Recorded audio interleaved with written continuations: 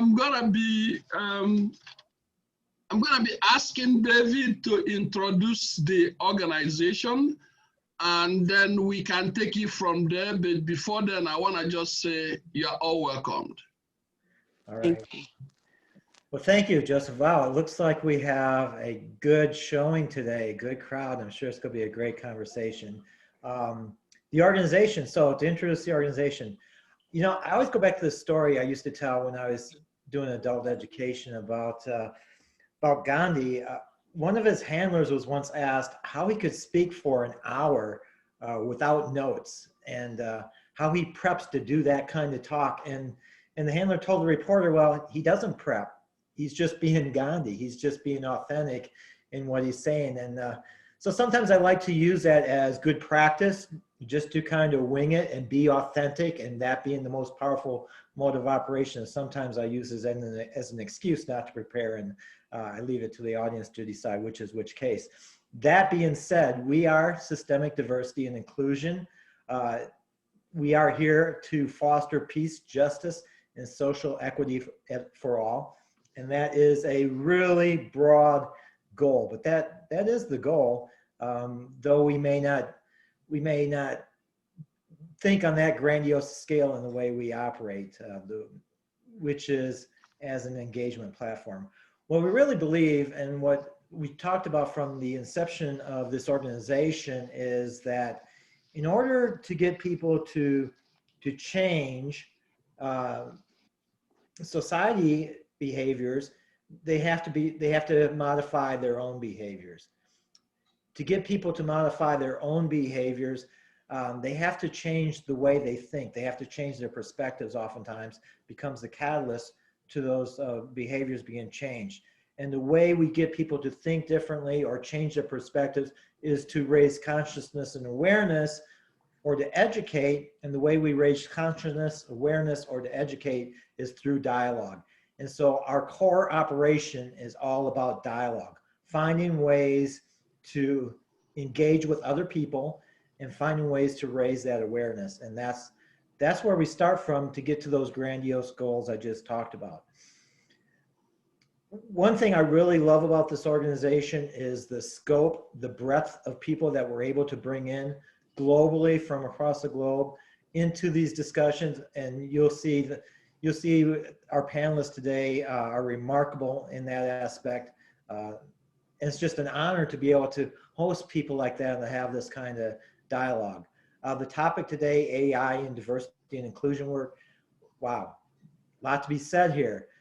But that's another thing I like about the organization is who knows what we'll be talking about from this day to the next. Today it's artificial intelligence and diversity and inclusion work. Another day it might be Black Lives Matter. Another day it might be social inequities or gender inequities or religious freedom or whatever. It's just a wonderful organization we have that allows this type of conversation to take place with this caliber of people. To introduce myself, I'm David Roll. I am the Educational Director for SDI. Amongst other things, I'm trying to formalize some of this engagement and to ensure that the education piece is there, in addition to raising awareness. One of my biggest initiatives I'm working on right now actually is trying to get youth involvement into this organization, youth participation. I mean, when we talk about change and what we want to see happen in the world, the biggest change agents are going to be youth, to be honest, over time. And so we want to not only educate them, bring them into the fold, if you will, but we want to give them voice. And that's one of the big things I'm working on. Long story short, this organization is growing, it is building. We're doing panel discussions today. We do interviews, we do podcasts. Who knows what it will be tomorrow? We're just finding newer and better ways to engage people, to raise that awareness, which becomes the catalyst for change that we want to see in the world. And so again, I'm David Roll. One of the other functions I have today, in addition to this introduction, is to monitor the chat, and I'll insert questions out of chat. Allow these panelists to begin with to, we'll go in turn and let each of them kind of state their case, what their experiences are, what their perspectives are on this topic. And then as we go deeper into the conversations, by all means, weigh into chat with questions if you have any, and I'll weed out the ones that seem very pertinent, and we'll bring those into the conversation, because this is all about dialogue. Our organization is all about dialogue, whether it's a panelist talking or whether it's someone that wants to insert something as an audience member. We're all for it. So please feel free to use the chat in that regards. Otherwise, keep your microphones muted except for our panelists, and we'll go from there. Dr. Joseph, it's on you. Thank you very much, David. And I have to emphasize what David had said. This is your movement. This is not an individual's person's work. It's our collective work in our quest for peace, equity, and social justice for all. We envision a world where we don't talk about discriminatory practices anymore, where everyone will develop a sense of belonging, where everyone is respected, where everyone lives up to his or her God-gifted potential. So we're gonna move right here by indicating again, will be remiss if I don't say this, that this your movement is to foster equity and social justice.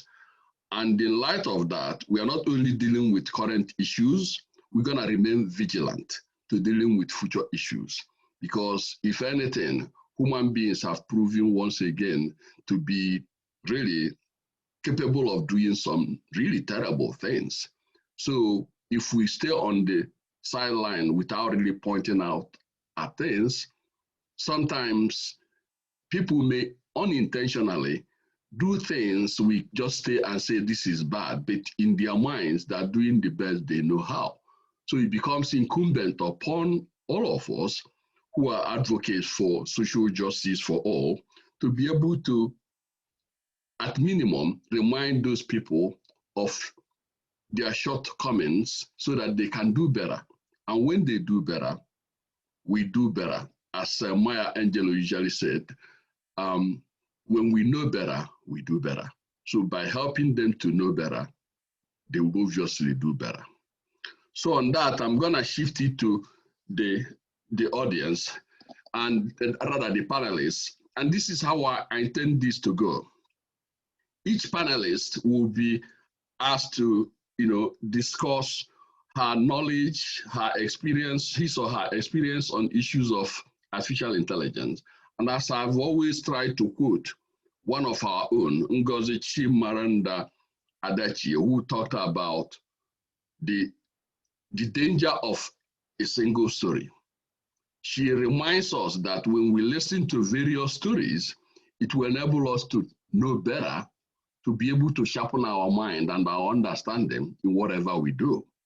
And I still feel like it's very fitting to reflect on Ngozi Adichie's work. So from this time, I'm gonna be going to first to the panelists, and the panelists will be called upon to just briefly describe the experiences, their knowledge of artificial intelligence, and perhaps tie it to what they've done and what they perceive SDIG to be doing in alignment with their vision. Okay, let's go to James. Yeah, James, I would like, before you go, I want you to frame it. Take 2 minutes to frame it the way you have seen it, and then go to the direct question that I had posed. Okay, yeah, great. Nice to be here. Thank you everyone for coming. We'll be vigilant about the time and everything, respectful of it is a holiday season, and get everyone in and out. And if we can leave collectively with one thing, where how can we best use technology, analytics, data to create better teams, better organizations, and ultimately, a better world. My name is, Jim Fouts. I'm a retired Navy commander, 26 years reservist. And I'll give you a quick story of how we use predictive analytics and very rudimentary artificial intelligence in the Navy, and why this is important to me. my job was to use analytics to predict which combat ships were most likely to have accidents.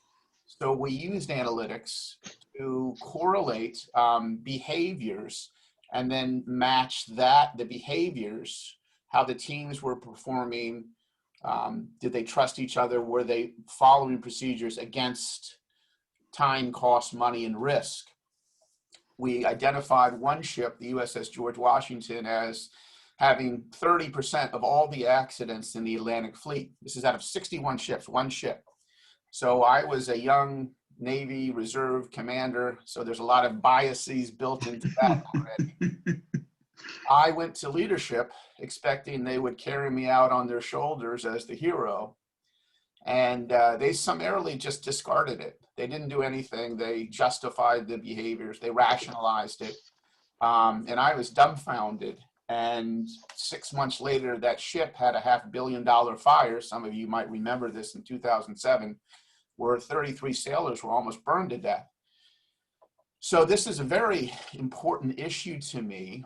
And really, if we understand artificial intelligence, which another word for this is heuristic intelligence, and a heuristic, as you well know, is a cognitive shortcut, and a bias is a subset of that.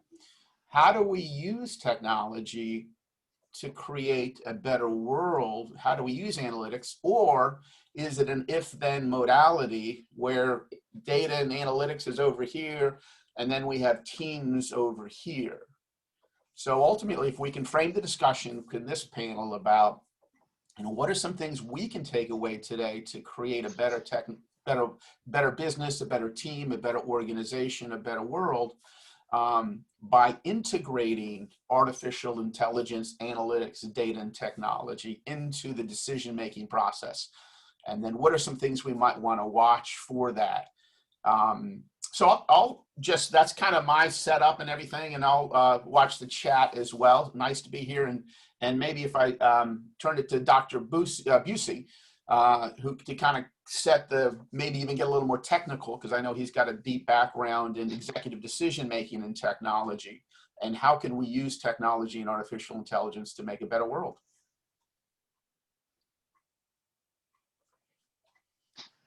There you go. It helps when you take it off mute. So my name is Flynn Busey. You see a colleague of mine who also I invited, and it looks like this is my better looking younger brother. And I'm glad, Hank, that you've joined us. So my starting point is that a lot of the work that I do, I have a PhD in organizational behavior and also life and technology and development. And those sort of things come together in a way that create what I think is the alchemy that we're going to need to get out of this bind we got ourselves in. And, part of what is often the setup in the technology world is humans versus machines, and my preferred paradigm is it's not humans versus machines, it's humans and machines and technology. There's sort of the algorithms we all use in our minds to make sense of the world we're in, and the algorithms that someone programs into a statistical decision-making paradigm. But in each case, it sort of boils down to algorithms, and often we can't really see the algorithms in AI. And mostly we have a hard time seeing the algorithms in our own decision-making. And I think to understand how AI reinforces some of those algorithms in our minds is a beginning place to understand how do we use this very powerful predictive analytical capability as a tool for progress toward the kind of world we'd all like to be a part of, as opposed to those becoming a knife that separates us from them. So that's my opening point, and I'm glad to be here and look forward to continuing the conversation.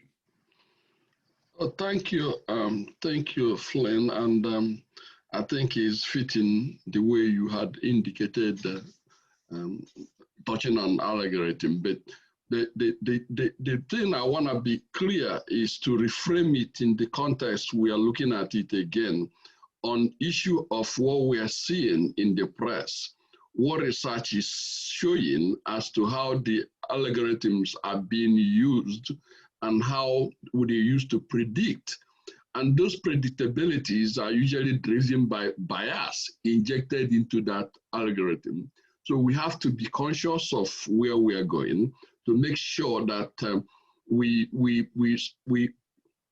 put in our voice to let people know that though they're making these wonderful decisions and moving technology, which of course most businesses will buy into, they have to be conscious of the downside of it, the dark side of it, so that they could be able to somehow change to reflect the kind of change that would support the idea of peace, equity, and social justice for all. That's really how I want us to frame it and look at it, since most of the work we are doing here is based on generalist aspect of it. We have a specialist in the audience whom I'll be perhaps calling to say a couple of things and which will help us to move forward.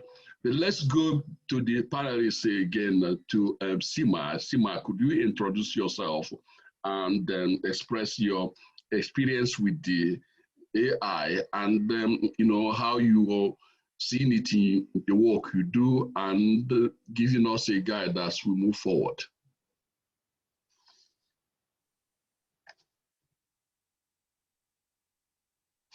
Sima, I think you're muted. I sure was muted. Hi, I'm Sima Lieberman. I'm here from Berkeley, California, and I help create inclusive workplaces and inclusive communities. My work is in diversity, equity, and inclusion leadership. And I also produce and host a podcast on race, Everyday Conversations on Race for Everyday People, which is a cross-race conversation on race. Now, my purpose is to bring people together to eliminate fear of differences, stop hate, and spread love across the globe. And in order to do that, we need artificial intelligence, because we need artificial intelligence to bring people together. I've seen artificial intelligence used for good, and I've seen it used for not so good. Some of it is deliberate, and some of it is not deliberate. I don't want to say accidental, but I'll say unconscious, and we need to be more conscious of it. I've seen it used for good when we have organizations like Blendor, which was founded by Stephanie Lampkin, that uses artificial intelligence to eliminate bias in hiring. At the same time, we've seen artificial intelligence that supports bias in hiring, because the people who are programming, people who are putting the algorithms, people who are creating the training data have their own biases. And oftentimes, most of the time, that's not recognized. An example of that would be, I think it was Amazon. They were using artificial intelligence to find the best candidates for jobs. And what they did was they had added artificial intelligence program to look at what were the characteristics of our past great employees. But the problem was that in the tech industry, most of the people were men, and their pool of what they were looking at, their frame of references, were who were the good men that were in our organization working with us. And Amazon was looking for ways to bring in more women. But since the way that they had programmed it was based on their past employees who they considered good employees, what they were using was the characteristics that were mostly male characteristics, and they were characteristics of the men. So as a result, the artificial intelligence combing resumes, combing information, was actually eliminating people who had been, like, say, I don't know, president of the women's chess club, and where it had the word women, it took it out and it eliminated them, or any characteristics that was considered more non-male or female characteristics were being cut out.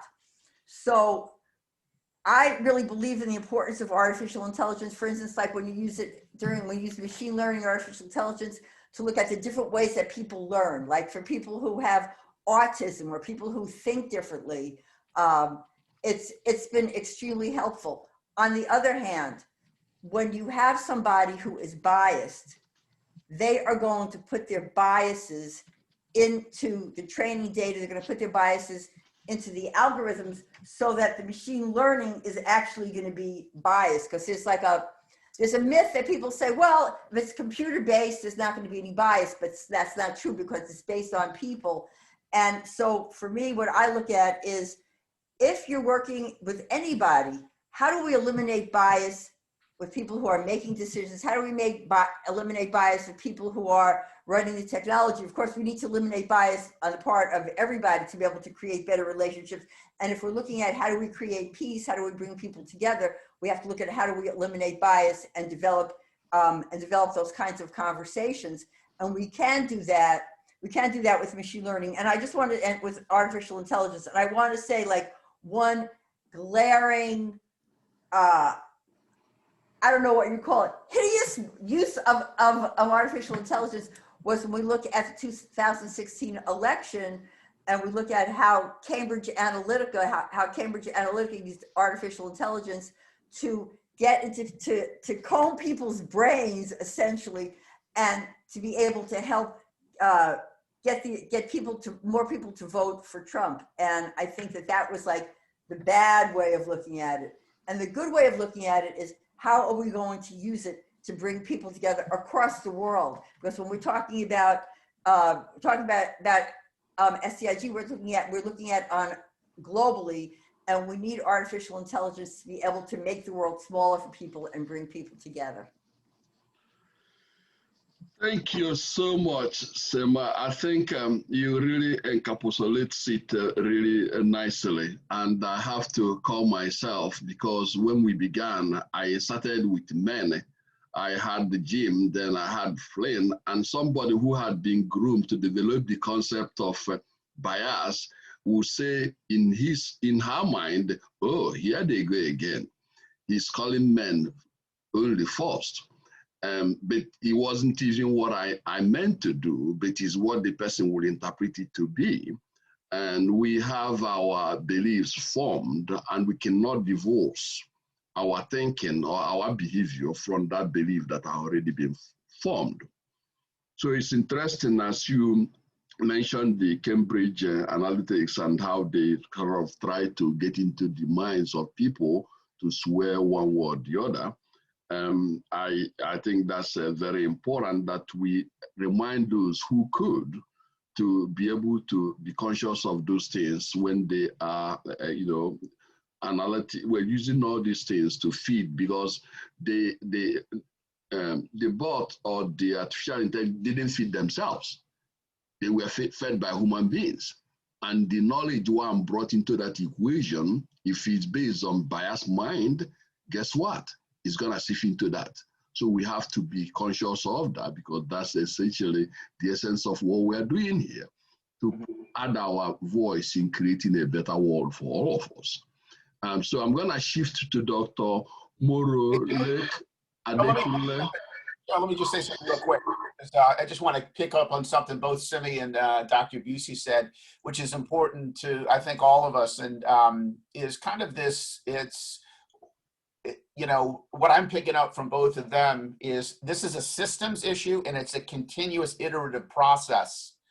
And I think if we view the relationship between people, process, and technology as not a easy button, or artificial intelligence is going to solve all the problems, or teamwork's going to solve all the problems, but a balance between those two, I think, an inclusive approach, if you will, to artificial intelligence and humans, that's the proper perspective. But what I've seen before is a divorce between technology, analytics, and decision-making. And organizations have a tendency to put a system in place and then forget about it. So, your point about, this could be a bias is well taken, but the assumption that anything is going to work perfectly the first time is just, that's not life. So I think what I'm picking up from, Dr. Busey and Sima is we need to constantly look at this. This is an iterative process, and it's going to work well as long as we approach things with a, learner's mindset or a inclusive mindset, inclusive to ideas and diverse ideas. Then perhaps that's an antidote to the if-then modality, or we solve this problem, now let's go on and fix something else. Because we seem to have the same problems over and over in organizations and never seem to get it right the first time. So that's what I'm picking up, kind of a systems approach. And this should be viewed as a continuous improvement and iterative process. So that's kind of, I just wanted to chime in that's what I picked up from Sima and Dr. Busey. Yeah, I think that's a point well taken, and I think Patricia will address it when she goes into how she deals with the team in federal government. And it all fits into the narrative I had articulated before that came not from me, but from one of my country lady, Chimaranda Adachi, who pointed out the importance of multiple stories and the danger of single story. So we have to make sure that we are balanced in this, because it's only through that balance that we get the best of us. So let me shift right to Dr. Adekunle, who is joining us from Gambia.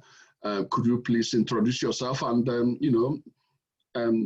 frame it the way you think you've understood it and how you think we're going to go from here? Okay, thank you, everyone. I'm Morolake Adekunle. I'm a senior lecturer in the University of the Gambia. I'm into development communication. For me, I like to think, from simple to complex. And the way I look at this artificial intelligence is maybe when you make a machine to do the work that human beings are supposed to do. When you program, let me just say program. And I don't want you to mind my layman use of language, but program machines to do what human beings should do. Like, I know that for Facebook, there are different things. At times, Facebook keeps improving every time.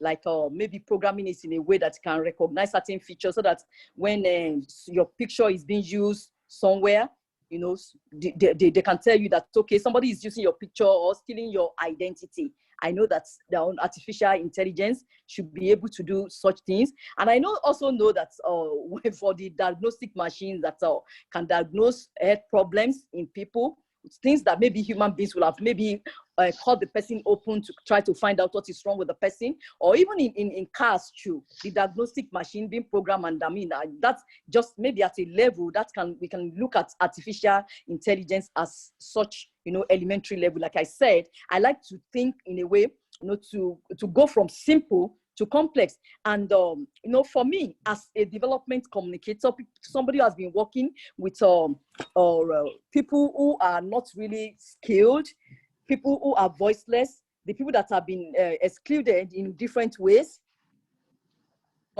What I see as a problem is that these people, they always struggle to keep up with technology.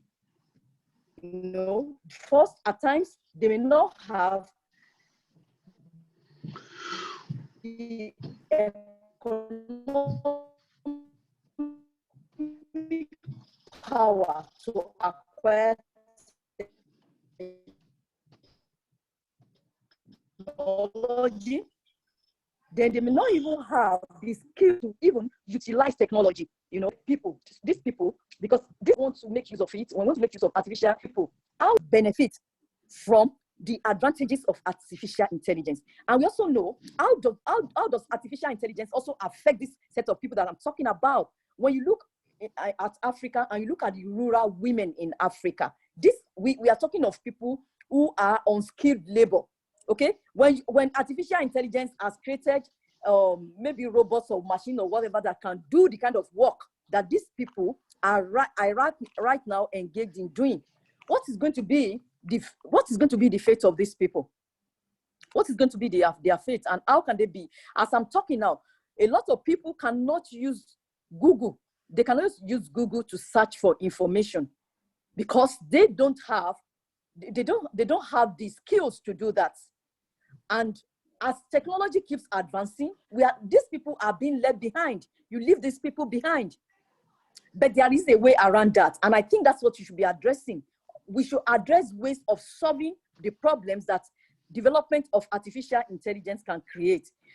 We have trained women, in the use of in IT. We have trained women in IT so that they can use computer. They can do all these things that we are talking about, like use computer. They can use Google to search for the search machines to look for search engines to search for information. I think we should be addressing our minds to different ways of ensuring that the pros of the artificial intelligence, are of benefit to some other people in the society, people who are in the low economic brackets. Is of benefit to them. And we also have to think of how we are going to shield them from the downside of artificial intelligence. And as people have rightly said that, when you are talking of artificial intelligence, the human bias can also be introduced into it. And usually when the human bias is introduced, there can be a violation of human rights. Like women, the rights can be violated. Like if you are using artificial intelligence to search your workers, I mean, you use a device to start to search your workers when they finish, which we have here, even people doing physically that some companies, they search their workers as if they are confirmed, thieves. Every time they are leaving work, they search them. So there can be a violation of human rights, and all those things. So these are issues that I think we should be addressing our minds to as we look at the pros of this technology. We should also look at the cons, and then we have to look at how we are going to address these issues, as it affects people who are voiceless. Thank you.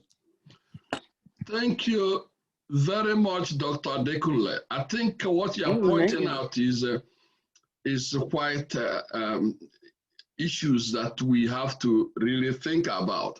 I know that we can say that when those people who feed the intelligence or algorithm that produce all these biased things are doing it, we should give them time to continue to renew their work, to continue to do better. But we must not keep out of sight that a lot of people are subjected to pains, sufferings that we cannot overcome. So we cannot just let those who claim that they're developing to continue doing things that could be harming people as we speak. We have to call them to ensure that they understand the consequences of what they're doing right now, not giving time for them to develop. We have to put all these things in perspective as we push on this very front. So let's go to Ms. Page. Ms. Page, would you frame it from your standpoint, please? Yes. So good day. And I'm gonna just say something. I have a baby today, so you may hear a little crying, but I'm gonna try to get through this really quickly. So my name is Patricia Page, and I served in the federal government for 39 years. And I am officially retired and inspired as of 2019. And I'm fairly new with the organization. I appreciate Joseph reaching out to me. But I want to start out by saying that I have been a member of a church for about 20 years, and the church is 63 years old. In 2019, I was the first ordained female deacon. 63 years. It took all that amount of time to ordain a female. So talking about inclusiveness and diversity. So with that being said, I do have a degree from Maryland University.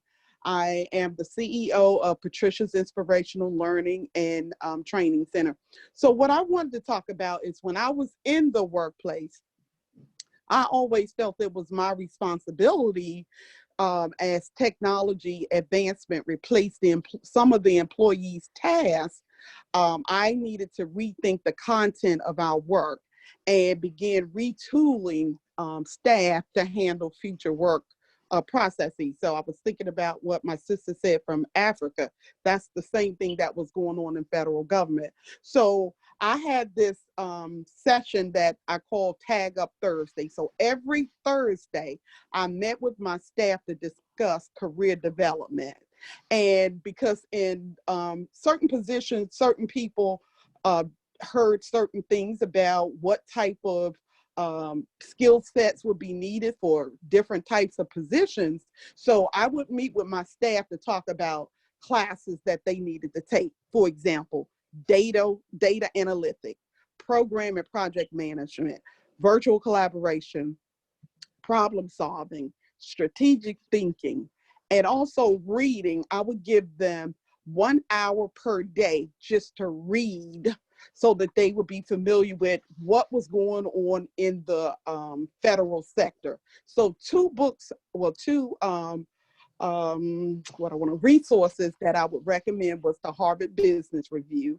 And they would have to come tell me what they learned and how we could implement the learning into their workday, as well as getting information from the Brookings Institute, just to name a few. And the reason why I did these things with my staff is because when vacancies occurred, I wanted them to be able to apply. I didn't want them to just be in an organization for 20 years at the same GS grade, because that's what I was seeing. The majority of the administrative employees, I should say, were Black. And they were at very low grades. And I'm like, how are they going to retire and live off this little bit of money? So my thing is, I would meet with the HR specialist to try to discuss what future work skills was needed for the employees in the organization. And what I would do was, when you meet with HR, you come up with those that are familiar with the hiring practices. You have to develop a job analysis check sheet, I should say, because I'm trying to make it real simple. But so I would actually go with them and tell them what I needed was upskilled workers, but employees that was able to cross skill. So as I would hire them, of course, I wanted them to be in the mindset of team and provide the knowledge and skills that we needed in order to be ready and relevant when jobs were available. Because like I said, some information would get down to some mid-level leaders, some information would get to the administrative staff, but not at all times at the same time. So I wanted to embrace the technology to make sure that my staff would have an opportunity. Now, I wanted them to be well equipped, because when they applied, we could go to the manager and ask, why were they not hired? And they should be able to tell them, maybe they wasn't the perfect fit for the organization. But as far as the skill sets, they had the skill sets to be able to do the job. So that was my purpose of being a leader at work, because I wanted my staff to be able to compete with all of the other staff, because all of them did not have degrees and some of them didn't want to go back to school. So I need to figure out how they would remain relevant in the environment that we were working with, because the majority of the people had PhDs. So I wanted them to be able to connect, for us to build networks and create partnerships with the people that we work with. I'm saying this really fast because the baby is about to make some noise and I don't want him to make noise on the phone. So I thank you very much. Thank you, Joseph. Thank you. Okay, David, could you please monitor the chat room and get us some questions, please? Yep, I'm watching it, Joseph. No questions yet. Okay, and the members of audience, you can unmute your stuff, and if you have any question, you are free to pose that question to the panelists. You know what I'd say at this point, Joseph, if the panelists would maybe one of the panelists heard something from another panelist they want to address, or confirm or weigh in on at this point.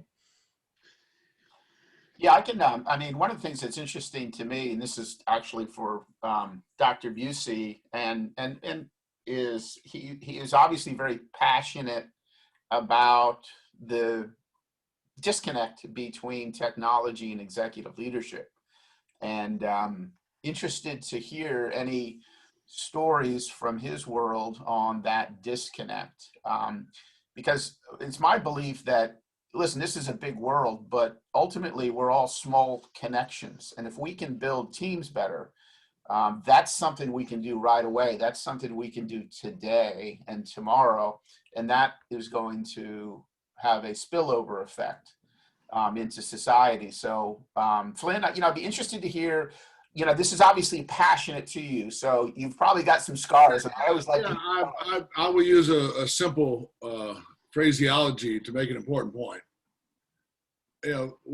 Several people have mentioned mindsets, and somebody else talked about skill sets. But I think it's also important to keep in focus heart sets.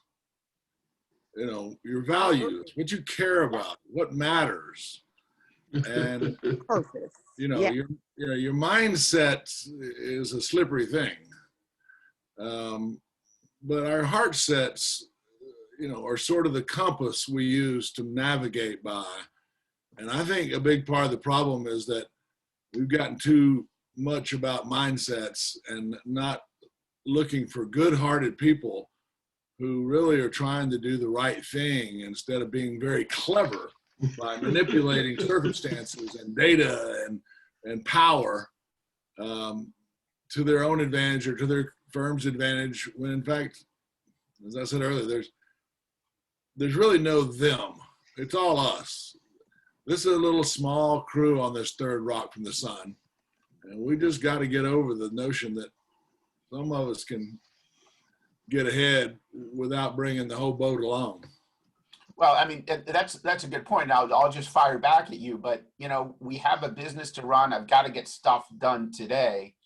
So I think a lot of people have this mindset that feels, that's something you do on the weekends. That's something you do outside of business. And, that still is a mindset, that's nice to have. That's not a need to have. What does that have to do with my bottom line? Yeah, I often talk to business people and say, make an important distinction between your bottom line this quarter or this year and your balance sheet. Your assets are on the balance sheet. Your people are on the balance sheet. Your customer loyalty is on the balance sheet. You're doing the right thing over time is a balance sheet mindset, not looking for how you squeeze the most juice out of the lemon the quickest. And, we just got to shift that mindset. And that distinction comes back to, whose interest are you serving anyway? And it's easy to get hypnotized that bottom line is really important when, in fact, the bottom line is a bad metaphor for success. Yeah, I like that. Yeah, that's more of a systems approach. And I think as an executive, that we can't conflate the means with an end. And as Joe is saying, the way to get to the end is through a diverse, inclusive culture, but that's not the end game. That's the driver. That's the fuel for the car. The objective of the car is not to go to the gas station. The objective of the car is to have a destination. So if you look at one of the number one reasons D&I programs fail is because they're not tied to strategic objectives. So they go the way of quality and activity-based costing and balanced scorecard and PMP. It becomes superfluous to the business, not the mission. And I think I really like the way you said that. I've never heard anyone say that, by the way. It's a difference between the bottom line, because we always talk about the bottom line, but you talk about the, what was the balance, the balance. So I appreciate that. And I think we need to get to executives, not to the members of the choir. We need to get to we're all members of the choir here. So we need to get to the people with the system owners, if you will. So that's why it's systemic diversity. Hey, Dr. Busey, while we have you on the mic, there was a question in chat related to something you just said. You said it's not, we don't want necessarily just want to change mindsets. We want to change heart sets too. But the question says, you know, typically the algorithms in AI are rather still binary in nature. So how do we infuse heart set into that binary equation? Well, I think that's part of why we're having this conversation. You know, I think the emphasis should be on artificial, not intelligence. And, you know, when we get off thinking that somebody's algorithm is in fact smart, instead of just derived, it's easy to get confused. And so, you know, my simple answer to that broadly, and I've already had more of my time, is, you know, what we do is we model our heart sets. You can't really preach heartfelt in, you know, purpose, but the way that we interact with people, they get it, and we pick up on other people's heart sets. And so I think, you know, that instead of trying to figure out how we fix them, those guys, those bad guys, I think the place we can actually make a difference is how we start our own heart set that says there are no them. We're all doing the best we can, and we all can do better. And so let's not start making them, whoever they are, the bad guy. I like your point, Flynn. And I'm still not settled with the idea that we don't consider them in terms of the division, them versus us. But from my vintage standpoint, I'm looking at if they have fed the algorithm that tend to do these things, whether it's to women or to minority. In the meantime, those who we subjugate to lesser are suffering.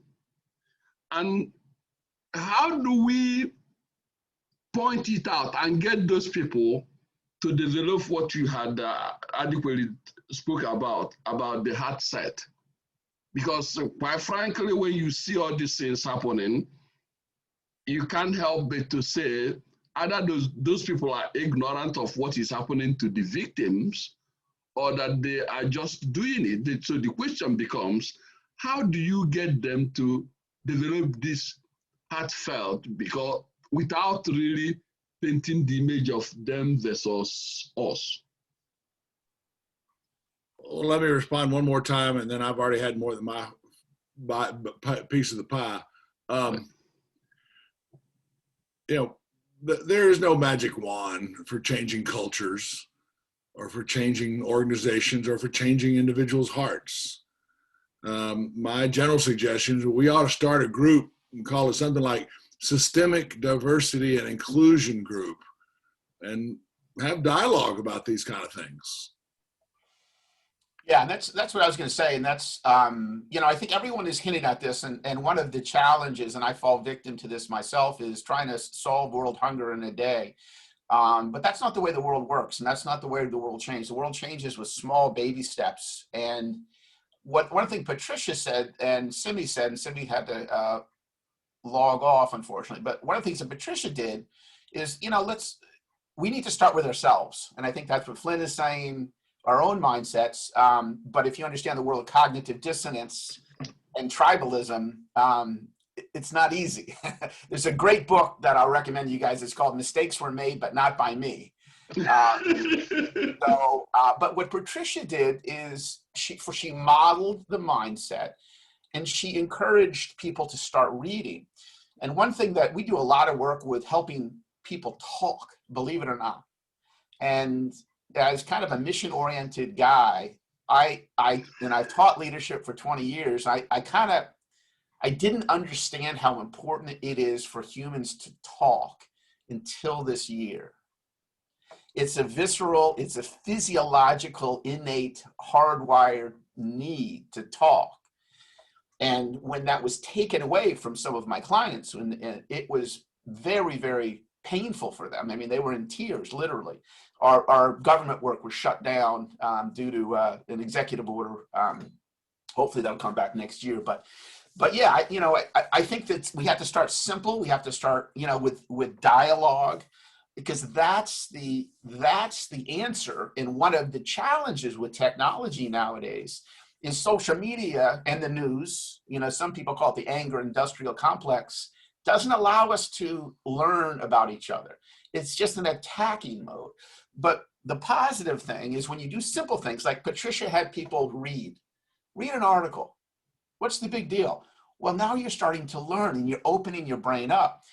And one thing I have learned dealing with a lot of diversity and bias is, despite what you see on the news with MSNBC and Fox and this fight, humans, we love talking to each other. And if we can talk without vilifying and demonizing each other, like we're having today, I'm sure we all don't agree on everything, but, we love to talk, and that's the baby step to begin. So I really appreciate this, Joe, bringing this together. And I agree with Flynn, we need to start a group called the Strategic and Diversity Inclusion Group. But I just don't want people to get overwhelmed, because this is a huge problem. But if we take baby steps. I'd like to, there are several really great questions and points in the chat box, and we're running down the home stretch, but I'd like to, ask Celia to speak a little bit further to her comment, which I do think is the key to this issue. Hi, so I'm a part of the group, and one of the things, this is an amazing conversation. I'm an entrepreneur. I've been in the IT industry working with Fortune 500 companies for the past 23 years. I'm currently working in a lot of initiatives. James, you brought some great points about people, process, and technology. I see a lot of issues and lack of diversity in Google and Amazon and companies like that. I identify as a gender non-binary and a gender fluid, non-op transgender person. And as soon as I came out of my, coming out, there was a lot of bias in the industry, because they were okay giving a job to a person who was identifying with the binaries, but when you come out, there's a problem. So what I see in the future is 75% of the workforce in 2025 is going to be millennials. And also 27% of the youth in California identify as gender non-binary. So there is a lot of issue with the AI and the way you write your AI algorithms. I mean, I'm currently working on AWS AI initiatives using SageMaker and Comprehend. I totally understand the way in which we are looking at the regulatory environment as well. But when it comes to, when you need to have an innovation council where you have a diversity within that AI council. And when you bring that kind of council, what happens is you can make the change in the right manner. If it's done by people who are probably of one same color, we're going to have issues even there, because diversity needs to happen in every, right from your bathroom to the boardroom, in my opinion. If you want to change your company, bring in diversity, start from the bathrooms, because that's where the transgender people are having issues. So that's the kind of diversity and inclusivity, you need to bring in your company. So that's my point. I just thought I'd bring it up. Thank you. Well, it's interesting. I got to say one thing. When I was a consultant, we would go aboard ship, and it's just the bathroom. It's, and the first thing I would look aboard a ship was in the enlisted bathrooms, not the officer bathrooms. And if the enlisted bathrooms were filthy, because I know the officer bathrooms were clean, because that's what someone did. But that gives you a snapshot into the culture and their values, to what Flynn is saying, where their hearts are at. I'd also like to encourage Manuela to speak. She's made a couple of nice comments, and would love to hear your voice. Oh, there she is. It's kind of hard for me to focus in one simple idea, because there's so much. Celia just mentioned something that is very powerful, and she is so correct. I think that I disagree a little bit with Mr. James when he says it's little steps. I think it's not little steps. I think it's actions and it's now. And I think that what is the problem here is there's some people that are using technology to do the right thing. But there's some people that are working, they have the skills, but they don't have the will. The heart is not there. So the system is already programmed to be like that. And if it continues, it will never change. So regardless of what race, I think there's a need of transparency in talking and being able to express everything we really feel as humans, because this is personal and professional. And a lot of people say, oh no, we can't mix this because this is just professional. No, it's personal and professional. As a Black woman right now, I would like to see, for example, more people in the hiring process. Like instead of being just white people hiring, we need more Black people hiring because it's all white. In schools, in education, for example, we have leaders that receive less funds than white leaders, for example. So there's a lot of injustice around everything.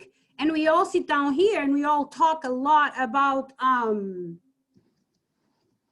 okay, let's use technology, but if technology is given to someone that doesn't have those values in their heart, it's going to end up being the same problem. So we can go and we need technology, but if we are not using it if the person that is using it does not have those values in their heart, then so we need to dismantle a lot of lies, a lot of situations in this world that are happening right now that are incorrect. And I know that it's beautiful to say the heart, but you can change man's skills, but you cannot change man's heart, and that's the problem. The system is done to have people lower, and those are Black, those are minorities, those are LGBT community, and that must change. And you know, I'm very passionate about this topic, and I see the injustice. I've been seeing it for years. And for example, right now I came here, Dr. Joseph invite me, and when I look at the panel, I see diversity, right? But yet the director of this organization is white. So to me, it's very hard. Like I've been having trainings. I've been working all my life, from cleaning houses to being a flight attendant. I have a college degree.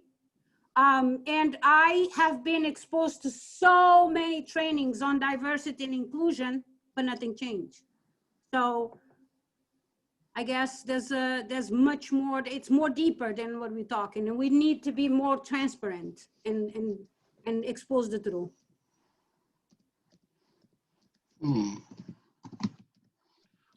Joe, All are right. Thank you. the head of this group, Joe? I think you're the head of this group, Joe, right? Well, that's again. I said it's as I said. I keep waiting my lady from my hometown or locality who says multiple of the power of multiple stories, which enables us to see different stories from various perspectives. And one perspective doesn't really give us the whole picture, but we have to look at all. So I'll let it stay there. What I would like to do is to see if we can attempt to answer more questions.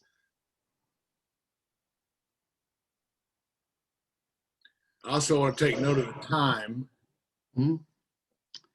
Yeah, we still have we still have because this is 1.5 hours. It's unlike the other ones 1 hour, because I knew that this would be something that could give us a lot of talking points that will enable us to elevate to a new and higher contour of understanding these issues and knowing how we can work on it. So we still have time, Flynn. Hey, Joseph, there was a question earlier that goes to kind of the crux of what we do and what the discussion point is. How do we insert technology specifically into diversity and inclusion practices and teachings? I think it's a good question. It goes to the heart of the issue. How do we conceptualize diversity? If we include all, we have better chance of bringing the best in all of us, because we are all gifted in many ways. If we infuse those together, and through training, through teaching, demonstrable actions that will enable people to see the importance of it, I think that would be a good way to do it. I might also add that oftentimes those who drive policy, who come up with goals, what are the priorities, sometimes don't know anything about it. So it's not important. We need to begin to look at people and finding ways to get them to learn, because you cannot teach what you don't know. To learn so that they can infuse diversity in order to do this thing better.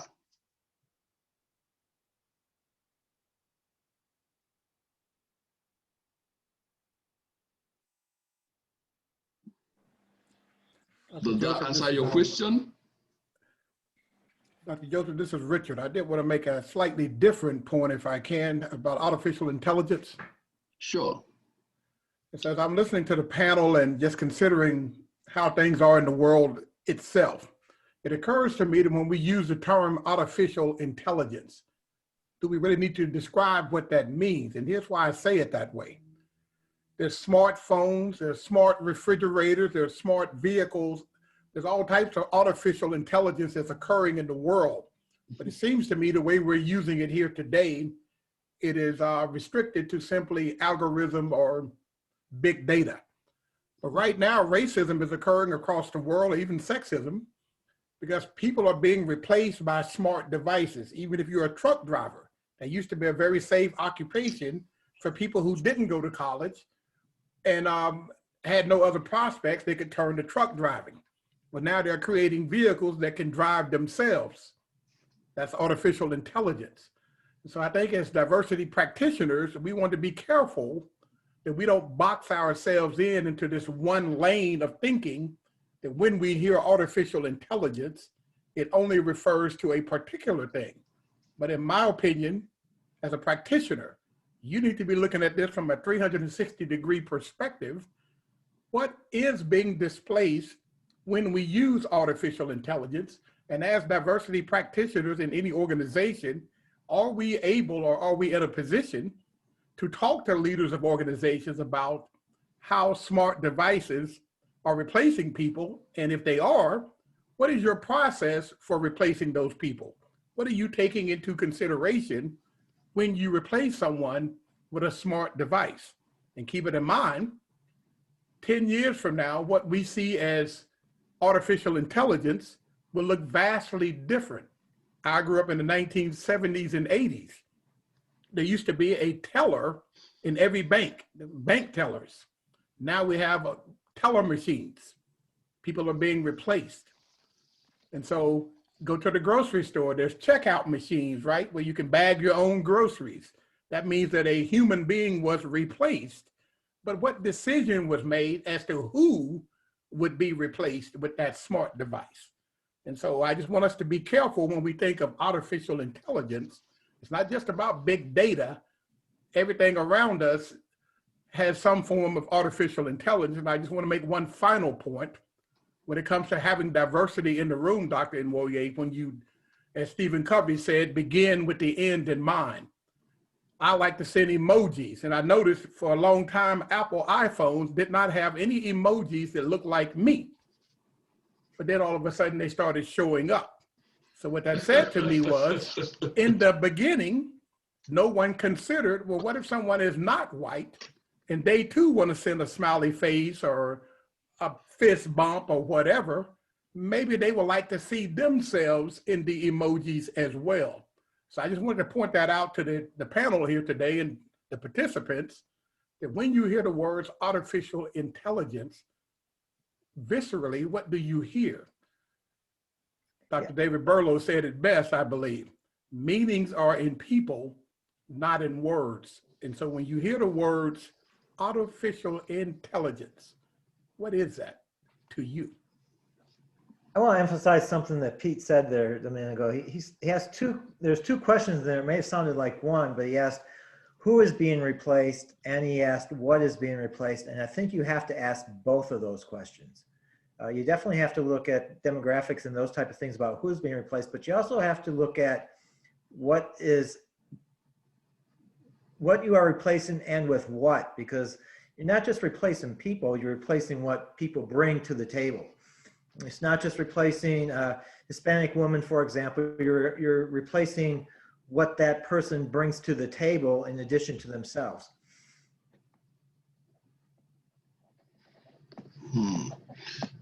Those are fascinating questions. I don't know about you, but I live in Montgomery County, but I think it's becoming across the nation. When you go to what we used to call mall, it seems like every store is closing. Now, who are the people who used to work in that places? What are they doing? So when you pose your question, let me go specifically with using things like mobile phone or banks. You go to bank now, they say you lost your card, you call the bank, they giving you direction as to how to do this, how to get to that simple one. They say bot, but there's some other one, much more sophisticated one that could answer 2-3 levels of questions. There are some that only are limited by the capability. So in that way, they transfer the teller. I mean, they transfer to a real human being, in which case a real human being then answers the question. That if I look at it the way you framed it, that's part of those things. We're gonna begin, in my view, to be looking at the holistic nature of it. Some people are suggesting basic salary for some people, because sometimes if these are happening, that somebody doesn't have the job doesn't mean that the person doesn't have the capability or that the person doesn't want to be trained to do that job. So these are all the things I would assume that we have to put into the equation. It seems like Sedley is raising his hand. Sedley, go. A very good afternoon or a very good evening to everybody across the world. It's been an absolutely incredible conversation. Absolutely fascinating conversation. I really have one simple question, and being as I am at the moment in a country that used to distinguish itself as being one of the homes of the so-called Industrial Revolution in the 1800s, where these conversations in 1800s language were being held in the same way. Are people being replaced by things? I would like to ask the panel and everybody who's attending whether they see a difference between artificial intelligence and human intelligence. And the reason I say that is because when I listen to someone like Celia Daniels, whose work I've come to know over the last year, and many, many other remarkable participants in this conversation, in the event that a blind system was considering the difference between Celia Daniels, David Rowell, Dr. Joseph Nwoye, James, Richard, Earl, and myself, a machine couldn't tell the difference between any of us apart from the inputs. So subject to the inputs, for example, maybe examination grades. If that was the only criteria being used, there would be no other criteria that so-called machine, being culturally blind, would be able to use to make a decision. So therefore, whether Earl or Celia had the higher grade, they would automatically be selected by the machine. That is artificial, i.e. blind system intelligence, selection being made by a machine that does not have human judgment. So the question, I think, for the panel, for me, is what do they see as being the difference between human intelligence and so-called artificial intelligence, and is one more important than the other? I mean, I'll just jump in. So you basically have that's a good question. They're complementary. So really, listen, okay, what is human intelligence? It's everything, Richard's comment is well taken. Everything has to begin with the end in mind, okay? Otherwise, we don't get anywhere. We have to work together for a common goal. You know, in the military, we don't know everything about leadership, but we do teams well. Why do we do teams well? Because we get thrown together. And all of a sudden, the guy in your foxhole looks different, sounds different, prays to someone different. You know, suddenly when that person's protecting your life, you don't care anymore, you know, because you're on a common objective, okay? Same thing with sports teams, same with every team. So organizations today are teams. Everything is team-based. Everything that's individual has been automated or eliminated, to your point. And that's the mechanistic. The paradox is the more complex technology gets, the more we need humans. And that's what some people don't get. But where we don't, we have to stop vilifying each other and looking for villains.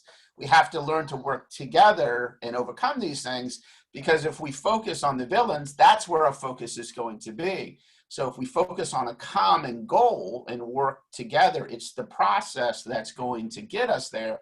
And you have to begin with the end in mind. So for example, ERGs, you know, employee resource groups, you know, is there an advantage, financial, and I'll throw it to Celia, is there a financial advantage for knowing about your community? I mean, it's a simple question. Of course there is. Because then I understand your community more, and I understand, you know, your needs and everything like that. So does that benefit everyone? Yeah. We get ourselves in trouble when we start thinking, looking for, you know, victims and overcome that. But it's just a different mindset. And we have to be careful the words we use too. So for example, in our, you know, in America today, this whole concept of who came up with the word defund the police. I mean, that's not what people are saying, but people, you know, we are emotional creatures. So the answer is human intelligence is the collective intelligence that we bring to the table. And if I have to hide who I am because I'm a military person, some people don't want to admit they're military, or because of other reasons, that's wasted energy. And now I can't be my full self at work. That's the thing no computer will ever capture, because we don't even know really how it works in ourselves right now. That's the emotional aspect. So for me, computers will answer what, when, where, and maybe how. The human intelligence will answer why. And the why is the most important thing. And I think that's what, you know, we've been hitting on. That's the heartfelt, but that is also the mission too. Why are we here? You know, we're here to accomplish something together. Now, getting there, if we work together in an inclusive environment, then that's really how you create better teams. So that's my long-winded answer to that. But well, I just think address go ahead. Go ahead. I just want to address what Sedley said, Dr. Nwoye, when he posed that question about the two people with the best grades ultimately being selected, right? And that sounds great, and it's excellent for expediency. right. The problem occurs with morality. This is why I think it was James who mentioned he was in the military before. We know that while it is true, you can put planes and ships or whatever on automatic courses to a destination, and you can be given orders to bomb something. But once you realize as the human commander of that ship or plane that the data that was inputted into that bomb is incorrect, then your moral judgment must kick in and a new decision needs to be made. But if we rely simply upon the artificial intelligence that is devoid of human emotions or morality, then what? So using Sedley's example, Earl and the other person he mentioned might not have needed that job as much as you and I, Dr. Nwoye. But if he was human, he could have made a moral decision to say, while Earl was more qualified, Pete needed that job more, so I'm making a moral decision. Now, you may or may not agree with his or her decision, but they made it for a moral reason that may or may not ever exist with artificial intelligence if we over-rely on it, is my point. All right. That's interesting. Go right ahead.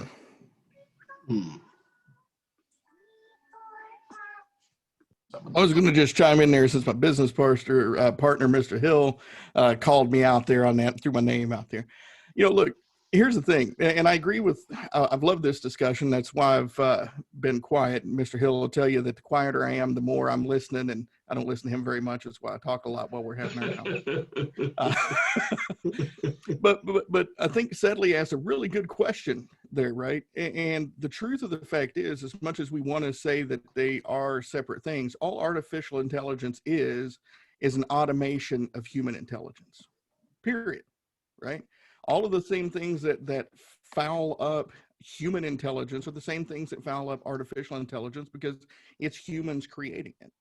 All of the bad data that goes in is the same bad data that we take in to our organizations. And the other thing is we do a terrible job of asking artificial intelligence to answer the right question. And I think that was brought up before as well, using Amazon, right? The question that artificial intelligence pointed out at Amazon was what made our past successful people successful. It wasn't how do we find our future successful people. And that's a very, very valuable thing to keep in mind as you're moving forward, is the quality of your answers is directly dictated by the questions you ask in the beginning. And if you're not asking the right questions to begin with, you're never going to get to the right answers. And so when we look at all of this together, what we have to get to, and I like that the word why was brought up there, is why are we not asking that question more? You know, Mr. Hill and I, we do a session with hiring officials on unconscious bias in the hiring process. And let you in on a little inside baseball here. The first thing we do before we even utter a word is we ask the class to define what a successful candidate is. What are the skill sets you're looking for? And you know what's funny is we go through this whole class and we tell them everything that goes behind their decision-making process, how they equate what the school that they went to, what the grade point average looks like, where the person grew up, what their name was, what they looked like when they showed up on the video call, how we judge their height, their weight, their gender, what we think their gender is, all of those things, right? And at the end of the class, we ask them, go back to that definition. In that definition, did you mention age? Did you mention sex? Did you mention religion? Did you mention any of these dimensions of diversity? And they're not. They're all skills. They're all, I want somebody who's hardworking. I want somebody who's intelligent. I want somebody who's going to do this. Then why are you letting all of these things that you didn't even consider as a successful candidate influence your hiring decision? And so when we ask that question, we see some light bulbs go off and people start realizing all of this stuff really doesn't matter, right? When we put the right data in, this is what a successful candidate looks like. And we throw all the other garbage out because we want a successful candidate. Then we can get hiring officials to looking at the right people despite age, despite race, despite gender. And so my point is, if we ask the right questions, we get people looking at the right pieces of data. And it's the same thing with artificial intelligence, right? We got to get artificial intelligence as we develop it, asking the right questions, looking at the right data. Mm-hmm. Yeah, no, it's just, I mean, to me, I mean, it's even, you're everyone is saying the right thing, but it's been my experience dealing with chief executives. They don't even understand, and they haven't been taught, so I'm not going to vilify them. They don't even understand the relationship between people and profit right now. They say they do, but they don't. You know, so I have a couple clients. George Floyd happened. We want to create a diversity inclusion thing. What do we do? So I ask them always, how do you define success? They don't even know. You know what I mean? And so unless we tie it to success, it's not going to stick. And what we know is a truly diverse and inclusive culture drives results. But it's not so much that they're bad people. They're focused on something over here. And I think your point is well taken, Earl. And the data, and I think what we need to do is to help them bridge that gap. It's the same thing that happened 20, 30 years ago with quality and everything. And it's like, oh, people are our most important asset. Yeah. You know, they don't really get it still to this day. It's still this industrial era mindset where people are cogs in the machine. You know, heck, it's a lot easier if we didn't have people to deal with. We just dealt with things, you know, but that's not the way the world works. Dealing with people is tough. It's hard stuff. It's simple, but not easy. You know, because nowadays you have to create a culture where everyone feels comfortable and belonging and valued. That's a completely different leadership mindset that was taught 20 years ago. 20 years ago, as a leader, you had to be the smartest person in the room. You had to know everything. You had to fix everything. You just can't do that anymore. You know? So, but companies, they don't even know their own metrics for success. So if we can show them very, very quickly, because the data is there to say, listen, here's the relationship between having an inclusive, diverse culture and your mission, then you have executive buy-in. Because if you don't have executive buy-in, you know, I'm just concerned that diversity and inclusion becomes something we do every Thursday, you know, where we eat lumpia. You know, David, not David. James, I think you're making a very good point, and thank you to Mr. Adam and Richard Hill for pointing at this.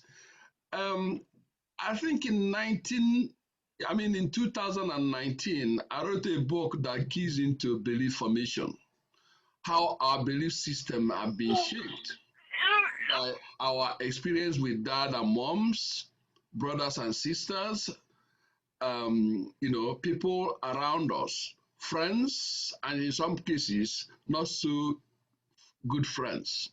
But all those things cumulatively help to shape our belief system. And when we shape that belief system, it's really difficult to divorce from our behavior. In fact, I had contended that our belief system is a function of our behavior.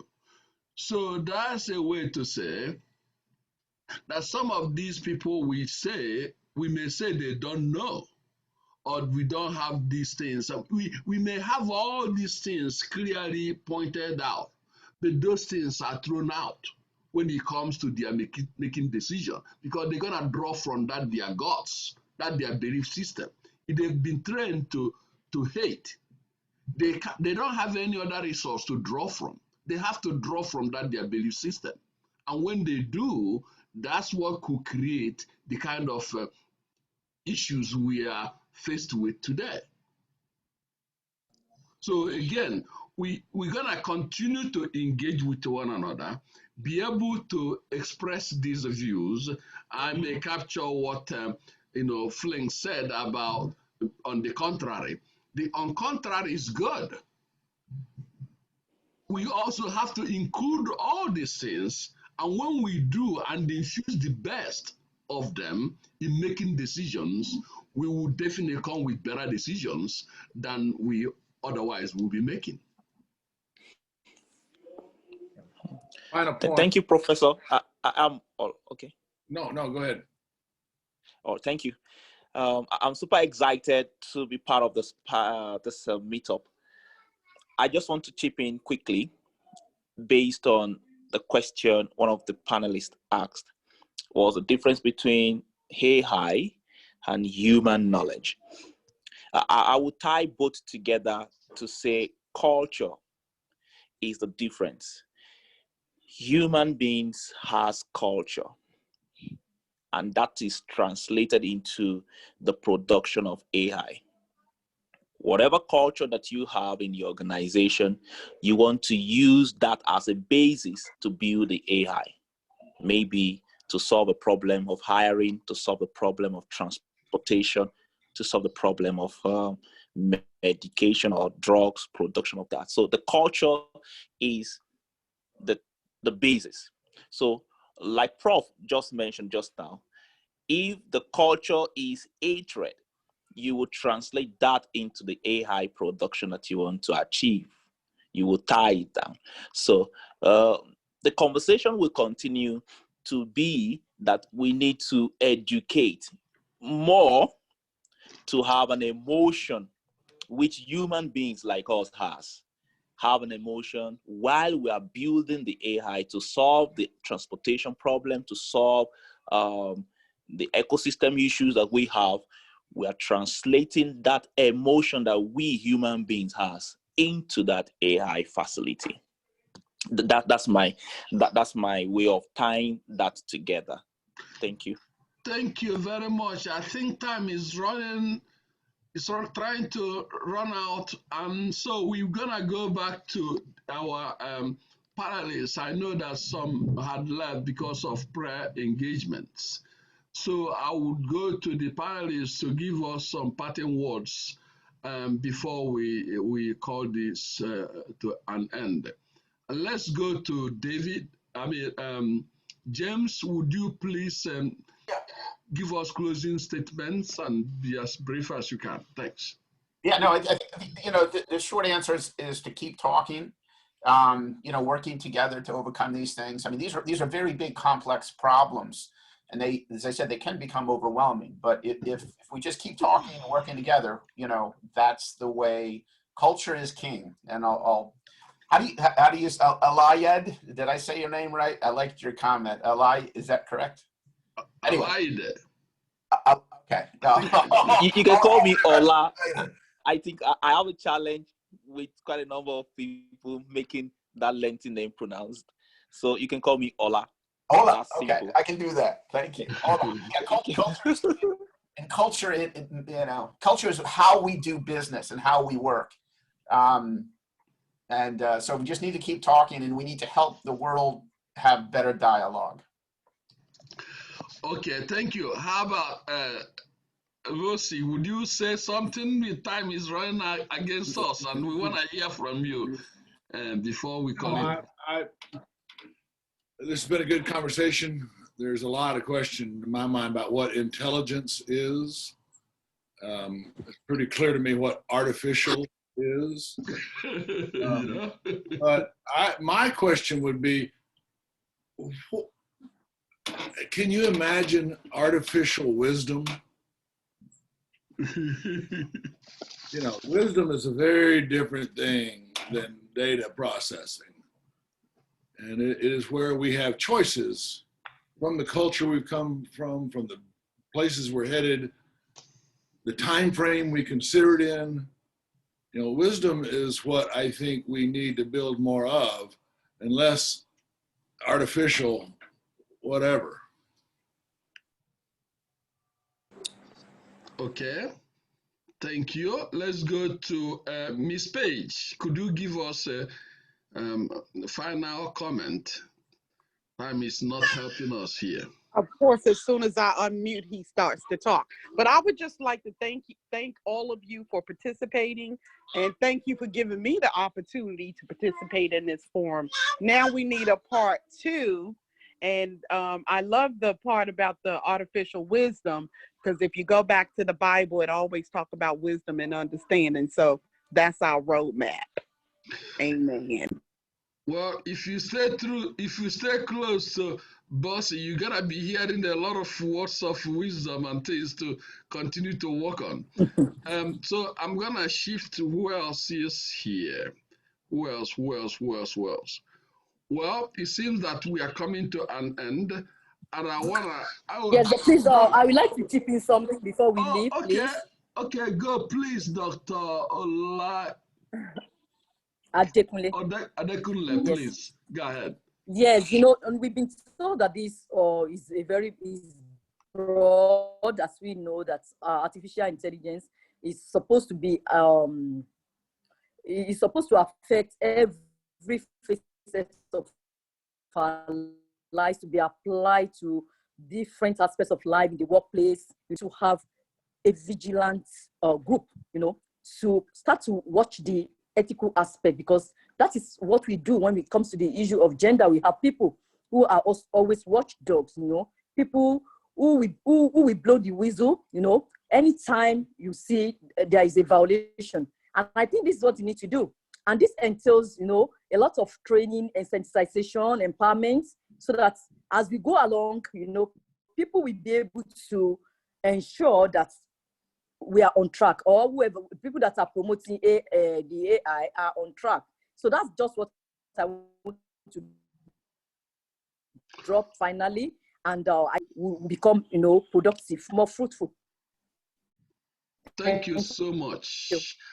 And because of time, I think we've come to an end, but I want to thank each and every one of you from the bottom of my heart. And I would like you to stay tuned.